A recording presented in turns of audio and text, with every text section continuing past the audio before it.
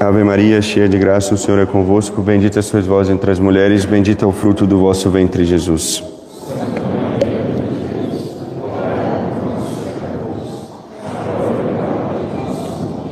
Nossa Senhora das Dores, São Francisco de Sales, São João Bosco, podem sentar-se. No Evangelho de hoje, São Lucas nos diz que Nosso Senhor estava à mesa junto com os fariseus num dia de sábado. E além disso, o evangelista faz questão de mostrar que os fariseus observavam Jesus, que eles olhavam para Nosso Senhor.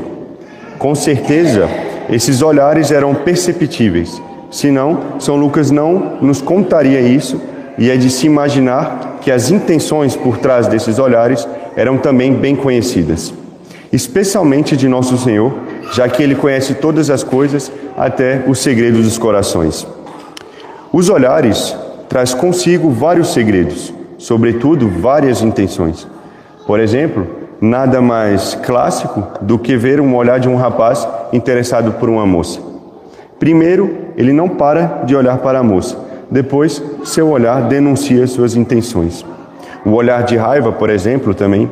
Às vezes basta um olhar de uma mãe para um filho, para o filho perceber que sua mãe não gostou de alguma coisa. Logo, é claro que o olhar diz muito das nossas intenções e sentimentos. E nosso olhar, muitas vezes também, dirige as nossas ações. Em algumas situações, nós fazemos algo só porque vimos alguma coisa ou compramos, por exemplo, alguma coisa só porque vimos um objeto na vitrine. E já que os nossos olhares têm tanta influência sobre nós, sobre o nosso agir, sobre nossas intenções e sentimentos, nós devemos saber direcionar nosso olhar e saber olhar para aquilo que é necessário e bom, para aquilo que nos faça agir para o bem. Como dizem, os olhos são a janela da alma. E se a gente deixa a janela aberta da nossa casa num dia de tempestade, obviamente a chuva vai molhar a casa inteira. Seja por falta de atenção, porque deixamos a janela aberta, ou por culpa nossa, que deixamos a janela aberta por algum motivo. Assim, se a gente olha para tudo e qualquer coisa, a nossa alma vai se dissipar com tudo e qualquer coisa. É como uma janela aberta em dia de tempestade. Então é necessário guardar uma modéstia no olhar se queremos guardar nossa alma limpa do pecado, ou ao menos de coisas perigosas.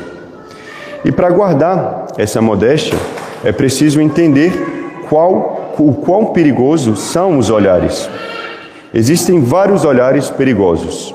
Alguns que são gravíssimos, ou seja, pecados mortais, como um olhar voluntário a uma pessoa ou a um objeto muito provocativo e imodesto. Esse tipo de olhar deve ser evitado a todo custo para o bem da nossa alma.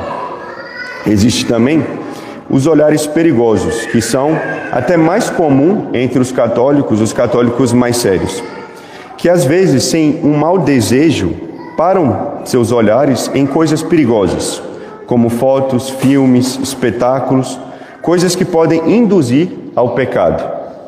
Esses olhares são de uma grande imprudência, porque por mais que não haja um mau desejo no começo, são olhares desnecessários e que muitas vezes levam a pecados. Muitos pensamentos imodestos, por exemplo, são causados por conta desses olhares. Certas lembranças da vida passada são reavivadas por conta desses olhares, por conta de uma foto, por exemplo. Alguns desejos que se tornam difíceis de dominar, impossíveis sem a graça, eu diria, também são acendidos por conta de olhares perigosos. Logo, mesmo se esses olhares começam sem um mau desejo, rapidamente eles se tornam pecaminosos por conta do perigo que eles trazem consigo. Então esses olhares também devem ser evitados a todo custo. É como, por exemplo, ir em uma praia lotada só para admirar a paisagem.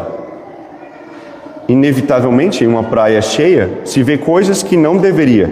Por mais que você não vá ver algo que não deveria, vai ver uma paisagem, por exemplo, existem coisas que chamarão a atenção, inevitavelmente nós vamos ver e provavelmente cairemos em algum pecado se não tomarmos cuidado. Logo, é necessário evitar essas ocasiões, esses olhares, às vezes muitos filmes também, que traz consigo cenas imodestas e perigosas. Então, existe ainda um outro tipo de olhar, que são os olhares curiosos.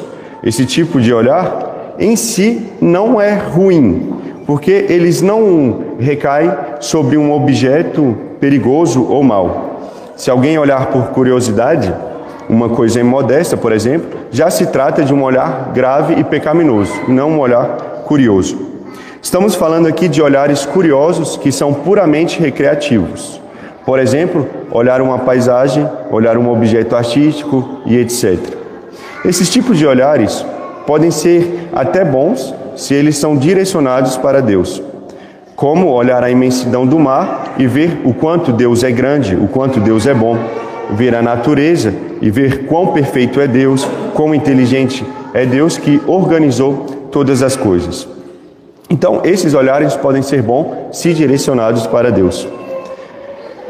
Esses tipos de olhares devem ser somente bem moderados. Por mais que eles possam ser bons, como nós vimos,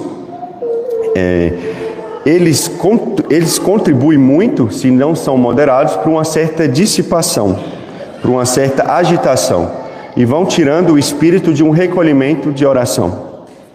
Em uma viagem, por exemplo, a gente passa o dia vendo monumentos, igrejas, museus, e muitas vezes, quando paramos para rezar, por conta desses olhares, dessas agitações, dessas imagens, fica muito difícil se concentrar. Então, mesmo esse tipo de olhar devem ser bem moderados. Então, diante disso, de tudo que nós vimos, fica claro que nós precisamos fazer muita violência contra os nossos olhares. Ou seja, é necessário se impor uma grande mortificação, saber mortificar a vista, mesmo naquilo que é lícito. E isso demanda um grande domínio de si e uma força de vontade muito grande, coisa que não é fácil. Isso é possível com a graça de Deus. Então é necessário pedir essa graça em oração. E sem dúvida Deus dará essa graça se nós fizermos a nossa parte. Além disso, além de pedir em oração, algo que pode ajudar muito é fazer, como eu disse no começo, saber direcionar o nosso olhar para aquilo que é necessário e bom. Não é que não podemos olhar para mais nada, muito pelo contrário. A visão, como um sentido corporal mais nobre, deve ser usado de maneira nobre. Ou seja, deve ser usado para aquilo que há de mais importante. Deve ser usado para nos direcionar para Deus. Nós vimos que o olhar, a visão, direciona nossa ação. Logo, nós temos que usar nossa visão para o serviço de Deus, para aquilo que nos leva a servir melhor a Deus. Nós devemos, então, olhar para Deus, para se direcionar para Deus. As coisas que nós olhamos aqui devem servir para fazer nossa alma olhar para Deus. São Lucas mostra que os fariseus olhavam para Jesus, ou seja, eles viram corporalmente Jesus, mas será que de que maneira eles olharam para Deus? Porque existem várias maneiras de olhar para Deus, maneiras que são mais eficazes do que outras. Alguns olham para Deus de maneira curiosa, e isso não move a ação. Outros olham de maneira eficaz, com admiração, com amor, e isso faz com que essas pessoas se coloquem ao serviço de Deus. Provavelmente, os fariseus do Evangelho de hoje olhavam para Jesus com um olhar de ódio, desconfiança e orgulho. É por isso também que nosso Senhor fez um milagre no sábado e contou a parábola dos primeiros lugares, para ensinar uma lição aos fariseus. Então os fariseus viram Deus, eles viram nosso Senhor Jesus Cristo, mas nem por isso eles seguiram nosso Senhor. Por outro lado, alguns no Evangelho, vendo nosso Senhor, se converteram, outros seguiram, como o caso dos apóstolos, outros, olhando para Deus, se tornaram grandes santos. Ou seja, como eu disse, tem várias maneiras de olhar para Deus, umas que são eficazes, que nos movem ao serviço de Deus, e outras que não nos fazem sair do nosso lugar. Então, assim como o olhar dos fariseus, nossos olhares também escondem uma intenção e um segredo que Deus conhece bem. Por isso, é necessário procurar ter um olhar sincero para com Deus. E isso já começa aqui, olhando para as coisas de Deus. Isso é um programa que podemos também aplicar na nossa semana. Se perguntar, de que maneira eu estou olhando para Deus? De que maneira meus olhares estão me levando ao serviço de Deus? Se os nossos olhos corporais estão voltados para as coisas de Deus e para Deus, a nossa alma só terá olhos para Deus. Então a gente deve fazer como Nossa Senhora, por exemplo, que com certeza era a que mais olhava e observava Nosso Senhor. Imaginem o olhar de Nossa Senhora para o seu filho. Sem dúvidas, era um olhar cheio de intenção, um olhar que transparecia amor. Nossa Senhora devia conhecer e ver todos os detalhes de Nosso Senhor.